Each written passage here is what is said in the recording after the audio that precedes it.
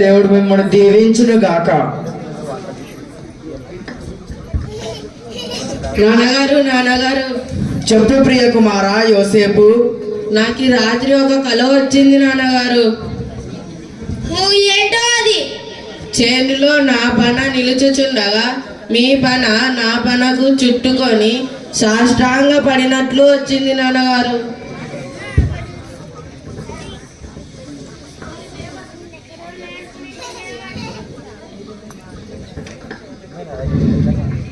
మరి మేమందరము నీకు నమస్కరించాలా? నాన్నగారు ఇంకో కళ కూడా వచ్చింది. అది కూడా చెప్పు నాయన, అందులో ఏముందో? సూర్య చంద్ర నక్షత్రాలు కూడా నాకు సాష్టాంగ నమస్కరిస్తున్నాయి నాన్నగారు. అంటే నీవు కన్నా ఈ కళ నేనును నీ తల్లియు నీ సహోదరులందరూ నీకు సాష్టాంగ పడదమ్మా. నోరు మూసుకో.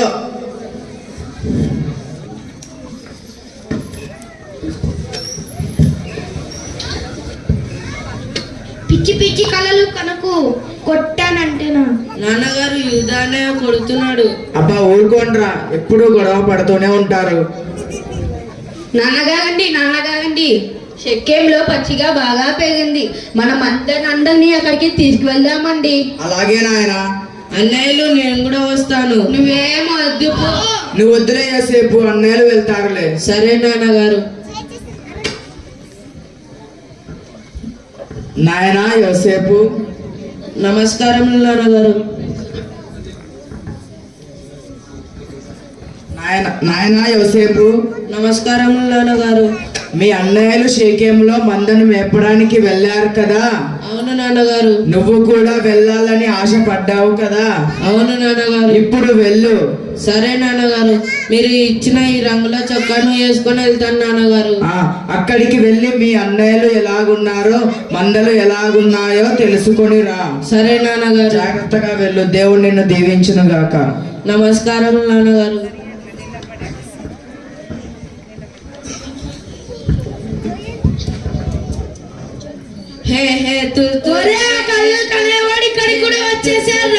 అన్నయ్యలు మీరు ఎక్కడున్నారు అన్నయ్యలు?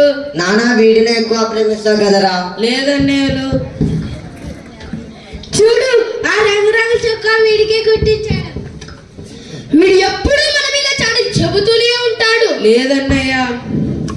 ఇప్పుడు కూడా మనం ఏం చేసామని చూసి నాన్నకు చెప్పడానికి వచ్చుంటాడు. లేదన్నయ్య. అన్నయ్యలు వీడిని చంపేద్దాం. అన్నయ్యలు వద్దన్నయ్యలు. ఊరుకోండి, ఎంతైనా మన రక్త సంబంధి. రక్తం చిందించకుండా గుంతలో పడేస్తే చాలు. ఇంకా వాడితో మాటలేంట్రా? పట్టుకోండి వాడిని. అన్నయ్యలు మీరు ఏం చేస్తున్నారు అన్నయ్యలు? ఈ మొక్కానికి రంగురంగుల చొక్కా ఒకటి తీసేయండిరా. ఆగండిగా. మరి నాన్నగారు వీడి గురించి అడిగితే ఏం చెప్పాలి? అడవి జంతువు తినేసిందని చెప్దాం. అలాగే చేద్దాం. అప్పుడు వీడు కన్న కలలు ఏమవుతాయో చూద్దాం. వీడిని చంపితే ఏం లాభం? అక్కడ ఇస్మాయిల్ వాళ్ళు ఉన్నారు. వాళ్ళకి అమ్మేస్తే 20 తులాల పెండి అన్నా డబ్బులన్నా వస్తాయి. అమ్మేంట్రా వీడిని. అమ్మయ్యా, వీని పీడ విరగడైంది.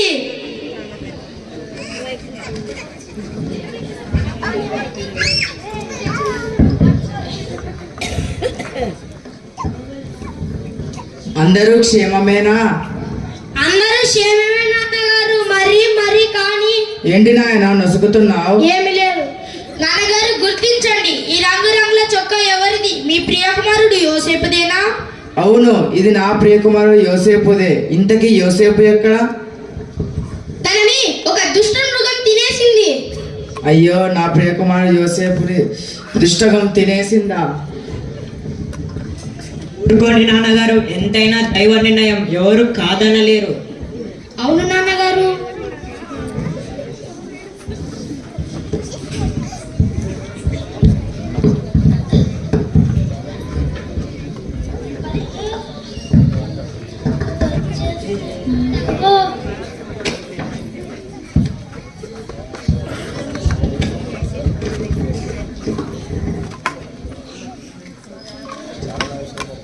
నేను కనిన కల భావం తెలుపగల సామర్థ్యం గల జ్ఞానులు ఈ దేశంలో ఒక్కరు కూడా లేరా?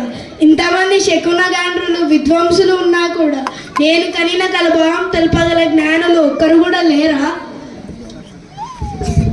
ప్రణామములు రాజా. మీరు కలిగిన కలభావము తెలియజేయలేకపోతే చాలా పెద్దగా ఉన్నది ప్రభు. దేవుని ఆత్మ కలిగిన వారు మాత్రము చెప్పగలరు ప్రభు. అలాంటి వారు మన రాజ్యంలో ఎవరు లేరా? ప్రణామములు రాజా. అలాంటి వారు మన రాజ్యంలో ఉన్నారు రాజా. 2 సంవత్సరాల క్రితము నేను చెరసాలలో ఉన్నప్పుడు భక్షకారుడు ఇలాగే కలలు కన్నాము. అతను చెప్పిన విధముగానే జరిగినది ప్రభు. భక్షకారుడు ఉరి తీయబడ్డాడు. నేను తిరిగి మీ వద్ద ఇలా పని చేయుచున్నాను. అతని పేరు యోసేపు. అతన్ని పిలిపించండి.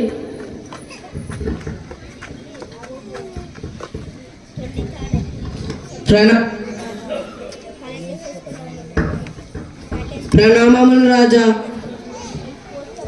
నీవేనా కలలు భావం తెలుపుటలో మహా నేర్పరివి? నేను కనిన కల భావమును తెలుపగలవా? నా వల్ల కాదు. దేవుడే మీకు క్షమాకరమైన ఉత్తరం ఇచ్చును. మీరు తెలిపిన కలభావమైన ఏమనగా ఐగుప్తులో 7 సంవత్సరాలు సమృద్ధిగా పంటలు పండుతాయి. తర్వాత 7 సంవత్సరాలు కరువు మిక్కిలిగా భారంగా ఉండును. మీకు 7 సంవత్సరాలు పండిన పంటలు మీరు జాగ్రత్తగా చూసుకోండి ప్రభు.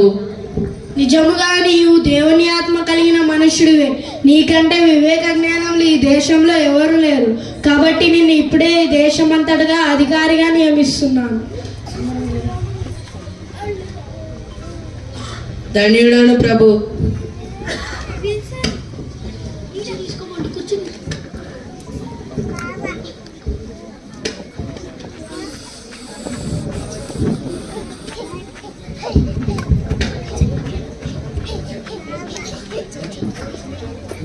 నాన్నగారు, మీ కుమారుడు మా సహోదరుడైన యోసేపు ఇంకా బ్రతికే ఉన్నాడు నాన్నగారు. ఏంటి ఎప్పుడో 25 ఏళ్ల క్రితం చనిపోయిన నా కుమారుడు ఇప్పటికీ బతికే ఉన్నాడా? అవును నాన్నగారు. నాన్నగారు, మేము ఈ కరువు కాలంలో ఐగుప్తికి వెళ్ళాం కదా, అక్కడ మాకు యోసేపు కనిపించాడు. నిజమా నాయన? ఎంత చల్లటి వార్త చెప్పావు. రండి నాన్నగారు, మిమ్మల్ని తీసుకురమ్మన్నారు. నాన్నగారు, నన్ను ఆశీర్వదించండి. నాయనా యోసేపు, నీవు ఇంకా నా కళ్ళ ముందు ఉన్నావు నాయన. చాలు. దేవునికే మహిమ ఘనత యుగ యుగములకు కలుగును గాక. ఆమేన్.